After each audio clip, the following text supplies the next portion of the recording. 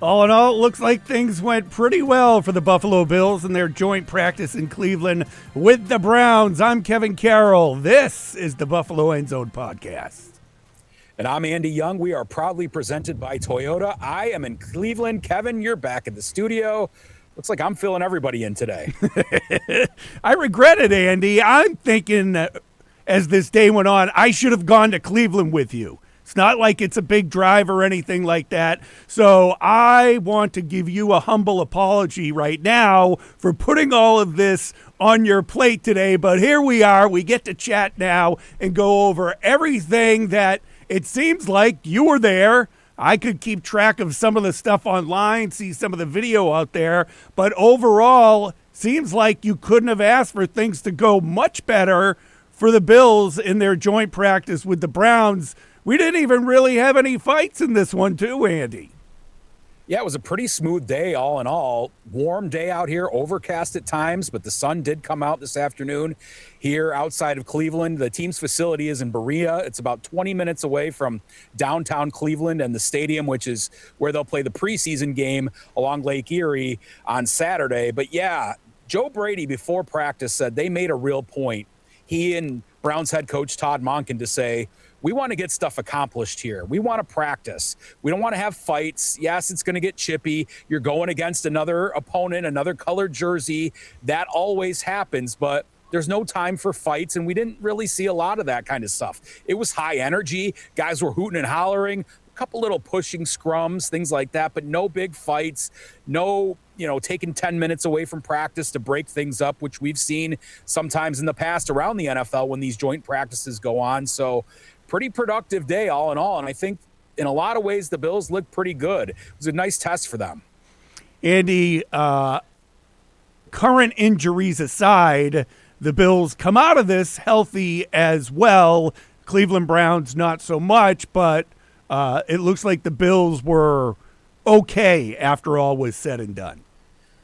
Yeah, going into the practice, we saw Keon Coleman. He is still in a boot, the wide receiver. Khalil Shakir did not practice. Skyler Bell did not practice. Dante Pettis did not practice. Connor McGovern did not practice. So there's a host of guys offensively that weren't ready to go going into this thing, but nobody came out of it too banged up from anything we could tell. Nobody went off with trainers that we saw, anything like that. So when you're having a joint practice and it's a controlled setting, that's what you hope for. You get good work done, and your guys come away unscathed. The Browns did have an injury. One of their starting defensive ends did go down. I was right there. It was a one-on-one pass blocking drill between he and Spencer Brown, and he kind of collapsed, the Browns player, and he was looked at by trainers and carted off. So that's unfortunate there to lose one of their starting defensive ends.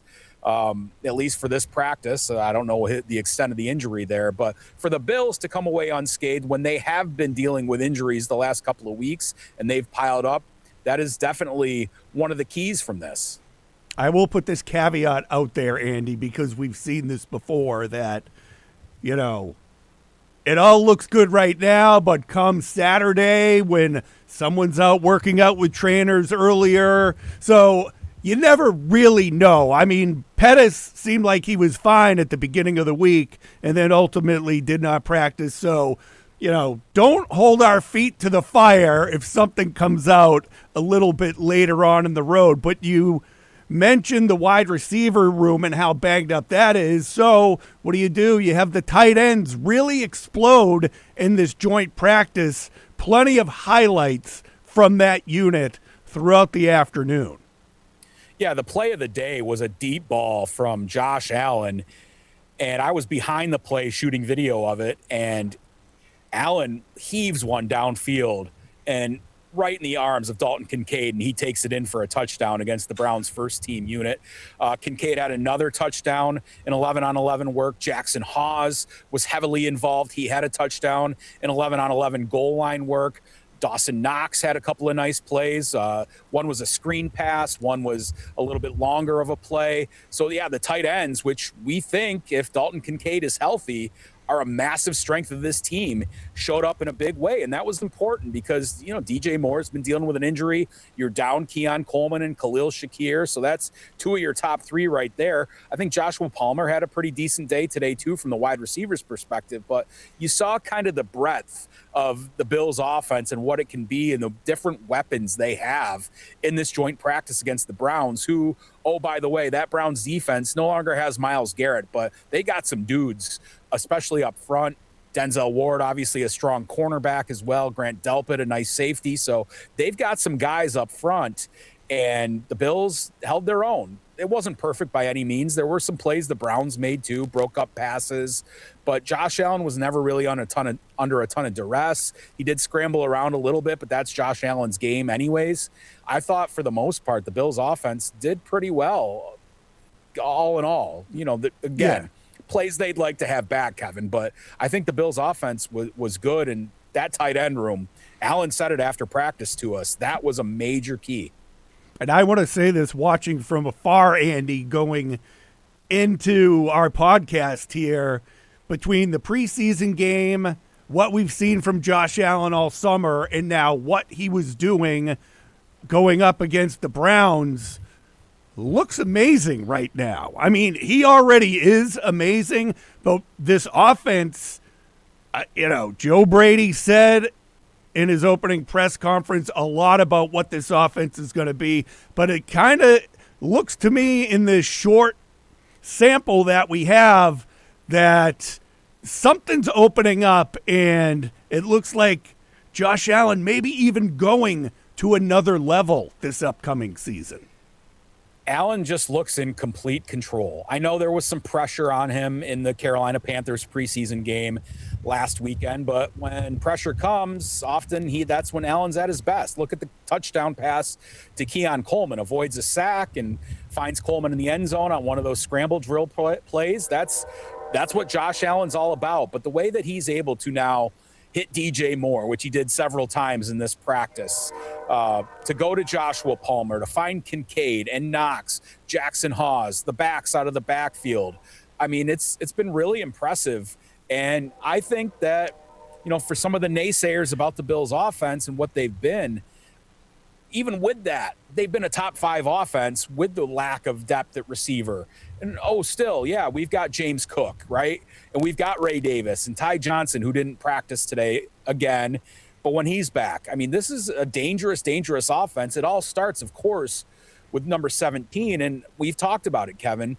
Like, from what you've seen, don't you think it looks like Brady might be taking the reins off a little bit, at least in the passing game? 100%, Andy. And from what we've seen so far, I think Bills fans are going to like it. By the way, the Bills scored so many touchdowns against the Browns, Andy. I think I just heard the Bills train horn go off a few times behind you from the stadium there. Down defense, touchdown. Maybe we'll get the shout song here in Berea. Yeah, right. But no, I agree with you totally. And, you only see so much during training camp and while we're at Fisher and stuff like that, and the practices at the stadium, and you're not going to show a ton during the preseason.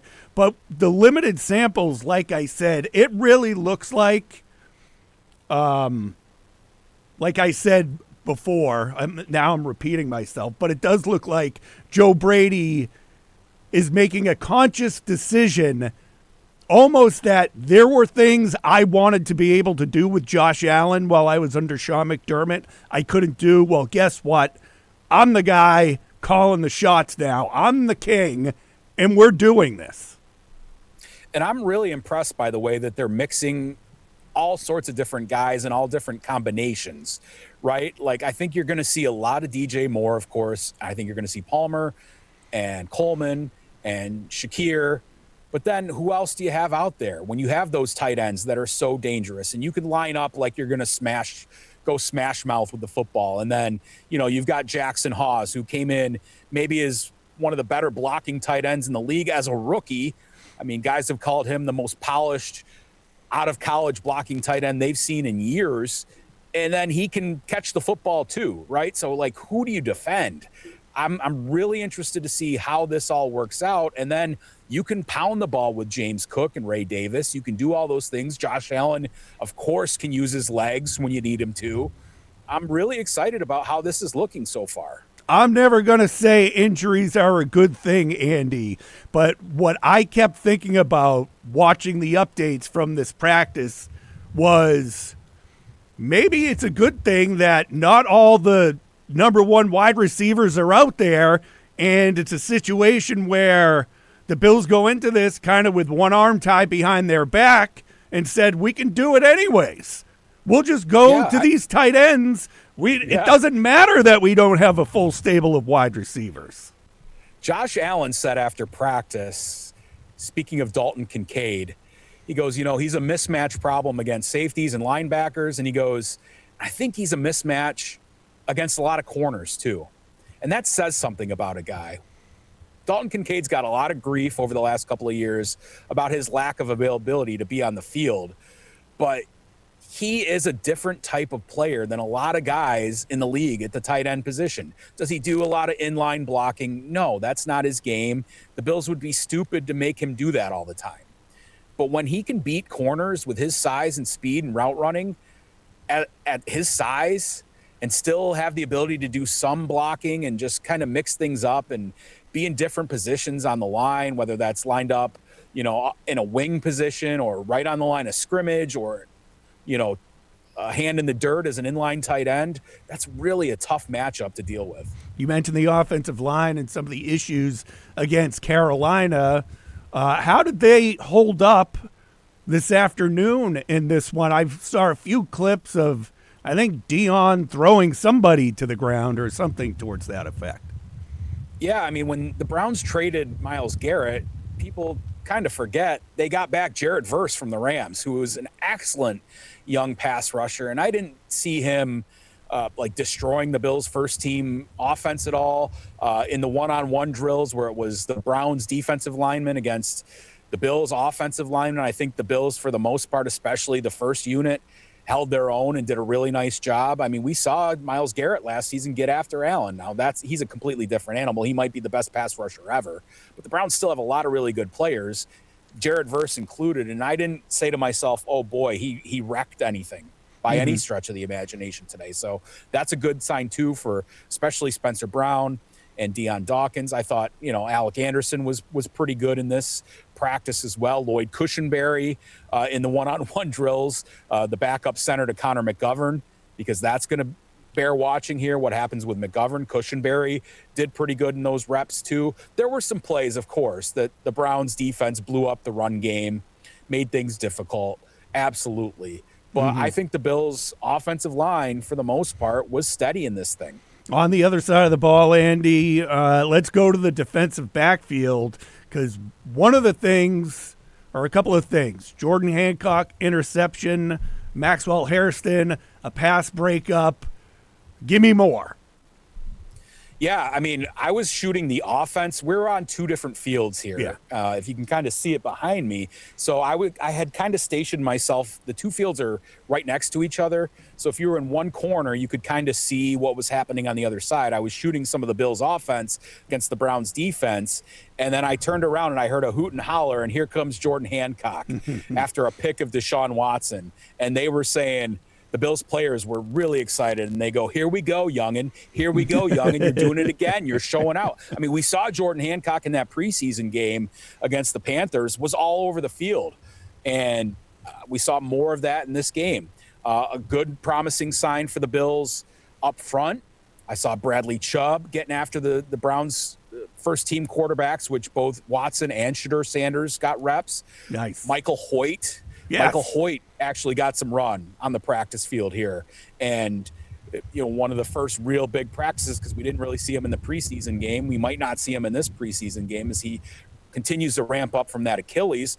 Hoecht got a real nice breakup of a toss pitch to a running back for the Browns and blew that play up. So I was really excited to see that from a Bills perspective, because Hoecht, again, you said it, Kevin, he might be your X factor for the defense this season. So, I do know that Casey Concepcion, who a lot of people thought the Bills might want to take, including him, right, did get down the field and on a big play.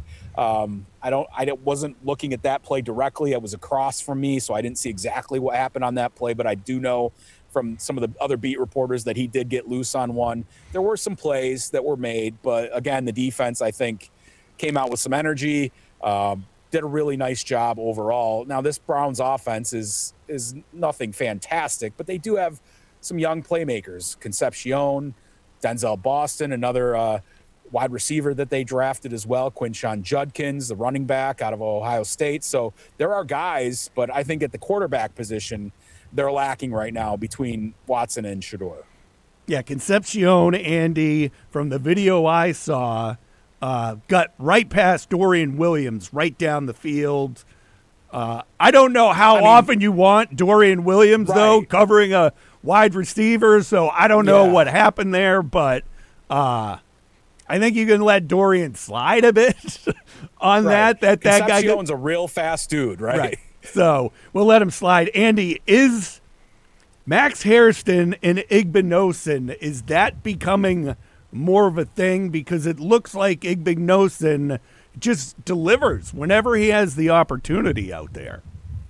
Yeah, I did see a couple of reps where Igbinosun did get beat. They were doing a 2-minute drill towards the end of practice, and receiver got the better of him, and a guy kind of got downfield on that play. But they are giving him some run there. They're giving him a shot, especially, Max goes out of the lineup, and that's been kind of the knock on him. He was hurt, and that gives other guys opportunities, and I think it is worth watching. I don't know this, but I believe this just from watching practices and listening to Jim Leonard, that they're probably going to give some run to both of those guys throughout the course of the season. I think Max still comes in as your starter, but there's nothing to say if he struggles or he's banged up a little bit, they're not going to go to Igbinosun, because I think they're developing some confidence in him too right now, given the way that he's played so far. Andy, against the Carolina Panthers, a lot was made on what the defensive front was able to do against them, and that they looked really good, and they did. Do we have any other takeaway from what we saw with them going up against the Browns? We know you can't, it's still a practice. You can't finish, so we don't need to get into that, but just building on what they were able to do in the first preseason game. Yeah, of some of the reps that I was watching of the 11-on-11 defensive stuff, I mentioned Chubb getting in the backfield, Hoecht. I saw T.J. Sanders really blow up a play from his defensive end, defensive tackle position there and do a nice job. He's in a battle with Landon Jackson for that spot, right? Landon Jackson got the first team reps in the game against the Carolina Panthers, so that battle continues to bear watching. I saw Greg Rousseau absolutely blow up a play, and the team was hooting and hollering out there. So, and Rousseau was really boisterous and energetic after the play, getting in the backfield. So a lot to like there. I think there's a lot of moving parts. I think they have not decided on exactly what that's going to look like yet. Greg Gaines, who they brought in as a free agent just this week at defensive tackle, kind of was keeping an eye on him too. Joe Brady said that he really did like Gaines and his other stops in the NFL with the Rams and with the Buccaneers. He said he was a problem in other places, and he likes his veteran presence. And Brady was asked, does that mean anything for Dwayne Carter as far as you're looking at a backup nose tackle?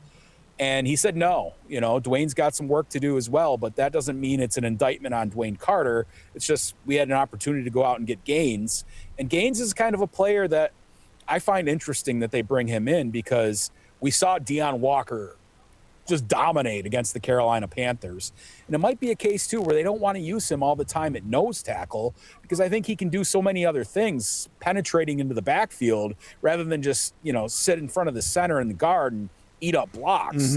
And so maybe, you bring in a guy like Gaines and he can do some of that dirty work on early rundowns and things like that. And you can move Deion Walker around and get your best players on the field. What do we take away from Deshaun Watson and Shedeur Sanders as far as, the Browns are one of the few teams that actually have a quarterback battle going on throughout the summer here? Yeah, I was listening to the radio from Cleveland on the way down here and listening to it this morning as well. And, seems like a lot of people think it's going to go to Deshaun Watson just because he has a better command of what you need to do before the snap and seeing the defenses and getting the guys in the right places. But then on the field, I'm just not really impressed with what he's been able to do. And I don't think those folks who follow this team every single day are impressed by that either. Now, Sanders, on the other hand, has flashes of really nice plays, but he's super inconsistent and maybe struggles at times from play to play, keeping it together. So I don't think the Browns really have a great answer in either guy right now. It sounds to me like they're probably going to ride with Watson to start, and then maybe you bring in Sanders if that doesn't go well. Anything else from the Browns side of the ball? I mean, it looks like both teams, judging from social media and the different reporters, depends on, I guess, what you're looking at on my end, because it looked like both teams had a great day. Yeah, I think the Browns were probably happy in a lot of ways when Concepcion gets loose. I know Sampson is a player they liked. A lot of people were talking about him doing some good things today. I think the Browns did have some success against the Bills. It's not like the Bills went out here and just obliterated another NFL team. That didn't happen. And I don't want, kind of our rose-colored glasses talking about the Bills to dissuade people from thinking that the Browns didn't do anything in this practice, because I think defensively they made things tough at times. I saw a lot of pass breakups of wide receivers. I mentioned earlier the run game where the Bills got stuffed several times as well. And I think the Browns offense did make some plays. It's not a perfect thing for the Bills, but there was a lot to like, I think, for both teams. And that's kind of what you want. If they go out here and just destroy them in a practice, I mean, I don't know what that tells you. Going off of Joe Brady's press conference before, Ray Davis, because you mentioned the running backs, great year as a kick returner last year. We've seen him involved in punt returns, and it looks like that's something he wants to take on. And I got to be honest with you, I'm kind of all for that role for Ray Davis. Yeah, Brady said that Ray Davis has come to him and said, I want that primary punt return role. And he got a chance to do that in the preseason game against Carolina. McCole Hardman also did return punts in that game as well. If the Bills are able to use Ray Davis both as their kick returner and the punt returner, you got an all-pro kick returner. And then if he's able to do the things he did as a kick returner in the punt return game, that opens up a roster spot. You don't necessarily then have to keep McCole Hardman, right? Because McCole Hardman did make some plays today offensively, but he's not going to be one of your top offensive players. And so that opens up a roster spot elsewhere. Is it another wide receiver that you can keep? Is it another position somewhere else you can keep? Because Ray Davis is not only your backup running back, but he's also your kick returner and punt returner. Now, the kick return game, especially under the new kickoff rules, is much more like a running play than the punt return is. That's a completely different animal. The way you're fielding the ball from that height and just kind of making guys miss one-on-one right away, that's a different ball game altogether. But if Ray Davis can manage to handle that, that actually would be a good thing for the Bills, I think, because then they wouldn't have to feel like they must keep McCole Hardman. You mentioned we're talking about the running backs. Did I see that there was a running back that trucked someone on the Browns there, or am I thinking of something else? No, Ian Wheeler. Man. Okay, because, I mean, even though I've been there. For the Bills. Okay, so he's 27. Because every time I see 27, I think of Trey White. So him being on the offensive side of the ball in 27 has caught my eye, but doing stuff like that will catch more important people's eyes. Yeah, I mean, he's a guy who was playing at, what is it called, the UFL, the other football league. I don't even remember anymore. Yeah, he came from that, and the Bills picked him up, but he has really impressed throughout training camp and the preseason. I don't know that he'll make the roster, but he's a guy that could maybe land on the practice squad. And yeah, he came around the corner and just ran over a Browns defender trying to make the tackle. And he has been a really nice player for the Bills. And he's one of those guys that's kind of one of those camp stories you root for. He hasn't had the easiest road to get to the NFL and has dealt with a lot of things to try to make it to an NFL team. And, to see him go out and do this against the Browns, and he's made plays in other games as well. And in in training camp practices. So that was cool. So there we have the answer now, right, Andy? Who's going to be the camp hero star? Ian Wheeler looks like he's going to end up being the guy. Let's go to the game on Saturday. I think both coaches kind of alluded to if we have a good day on Thursday, maybe Saturday's game is more looking down the roster and less about getting the first team out there for a couple of series. Yeah, I think they looked at this as really as much of a game as you can get because you got 40 to 50 reps for your guys, and that's looking at like a game, right? When you play in a preseason game, you're not getting nearly that many reps because you're not playing that long. So both coaches, I think, and Brady said this, if we have a good practice, in an ideal world, we don't have to run our starters back out there. But he said if we don't have a good practice and I'm not happy with the way things went or certain guys are not doing what they need to do, they'll be out there Saturday, almost as both an evaluation tool and as sort of a punishment in a way, right? That you didn't bring it to this practice the way that you should have. So Brady said he'd wait to watch practice and see how things went. I mean, I can't tell you what Brady's thinking, but I would think for the most part, he was pretty pleased with the way things went for the Bills today. And usually, Andy, that third preseason game ends up being looking at guys fighting for roster spots. But might it make more sense, I was thinking about this driving into work, to give that first unit one more rep in the new stadium of getting ready for a game, and maybe you do see the ones come out for at least the series just to get that one more taste at the new stadium, because then it's going to be a while because they start off on the road when the regular season starts. I would lean personally, I'm not a coach, I'm not making this decision, I would lean against that. Okay. I mean, you're going to have opportunities to practice in there if you want. You've had two open practices there. You've had a preseason game there. I mean, what more do you want, right? Like, do you want them to get used to the field and the turf? I know that was an issue. Maybe that's something, but I would just hate, especially when you get closer and closer to the regular season. A starter gets nicked up and he's got less time to get ready for the regular season. You play him in that first preseason game. Well, that's 2 more weeks that a guy has to heal up if it's a minor injury, as opposed to, if a guy's going to miss 3 weeks, well, now he's okay. If he misses 3 weeks after the last preseason game, now that first game is in question. So I wouldn't do it, but I don't know how Brady handles these things. We're all learning it right along the way.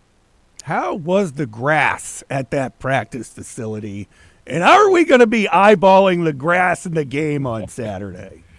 I don't know. When we started recording this, I think the grounds crew was out here still dropping seeds and sand and things like that, which we saw from the Bills practice perspective the other day at Highmark Stadium. I mean, this field is definitely in better shape than what we saw at Highmark Stadium. There are definitely bare spots, but it's not nearly as torn up. I think the grass is a little harder here too. It's really soft still at Highmark Stadium. And I think that's going to take time till that sod and sand and the roots settle down. But it is concerning, right? We were both out there for that open practice on Tuesday. And I mean, there were divots 6 inches deep. They had to move drills. And, we've got Joe Brady and Jim Leonard patting down huge divots in the grass. That's not a good thing. Pete Gwelly, Bill's president of business operations, has said, that's to be expected, but still a little bit concerning. Yeah, absolutely. Let's do a little 3 and out before we wrap things up here, Andy. And that brings us to Taylor Rapp is now with the Denver Broncos. We'll start there. I don't think you and I were ever really impressed with him when he was on the Bills, but the safety does find a new home, and it's against the team that we know the Bills are going to be gunning for at the end of the season. I think some of the issue, too, with Taylor Rapp is it's just, like, who are you following, right? When you're following Micah Hyde and Jordan Poyer, you're the next in line. That's tough to do.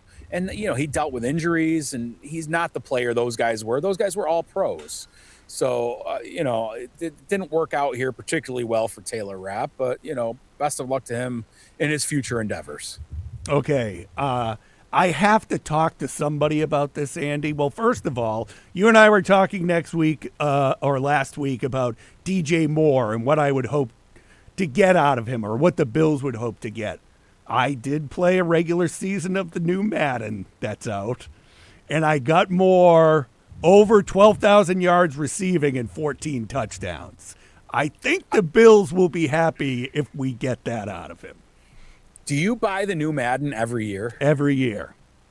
Wow. I used to do that when I was a kid. I got to tell you, I'm 53 years old. This is why I'm telling you, because there's no one who wants to hear this from me, but we all played Madden, right? We can agree to that. This is the first time in this new Madden. So Bills at Green Bay, cold day, game in December. I'm playing the game. All of a sudden, I come out in the third quarter, and there's little snow flurries, which usually it's either snowing or raining or whatever, and then they went away. And then the fourth quarter comes, and the flurries return, and like Mike Tirico's like, well, we knew there might be snow in the forecast, and here it is. And then it just builds up. So it wasn't snow the entire game. It just appeared out of nowhere like you would see in a regular game. And yeah, it sounds like Orchard Park. Oh, there goes a huge motorcycle behind me. I thought that was Jordan yelling at us to wrap it up. He's got other things to do. We know he does. Yeah, back to your DJ Moore point, that stat line, I think the Bills would be mighty excited about that. Yeah, and I didn't force the ball. I'm just being honest with you. He was just open. He was always open. And then What You Watching, Andy, season 3 of Tires is good if you like that kind of comedy. I will recommend that. What have I been watching? Good Lord. I can't even think of anything I've watched recently other than went to Monday Night Raw with my son. Yes. So that was awesome. At KeyBank Center. That was fantastic. The crowd was hot. Obafemi and Braun Breaker was a great angle. We saw the Bloodline with Roman Reigns and Solo Sikoa attacking Roman Reigns and helping LA Knight. Chad Gable and Rey Mysterio. Rey Mysterio's in his 50s. Rey Mysterio? He's the only wrestler I remember from when I was in college. Yeah. College! Exactly. Yeah, he's still putting on fantastic matches. So that was an awesome night. All right, do me a favor, because my wife suddenly is a wrestling fan and wants to go. Remind me the next time they're in Buffalo, and I might try and go to whatever it is, Raw. Or... We'll tailgate for it. Oh, I like that. All right, next up for the Bills, game coming up on Saturday at the Cleveland Browns. For Andy Young, I'm Kevin Carroll. As always, thanks for tuning in and joining us.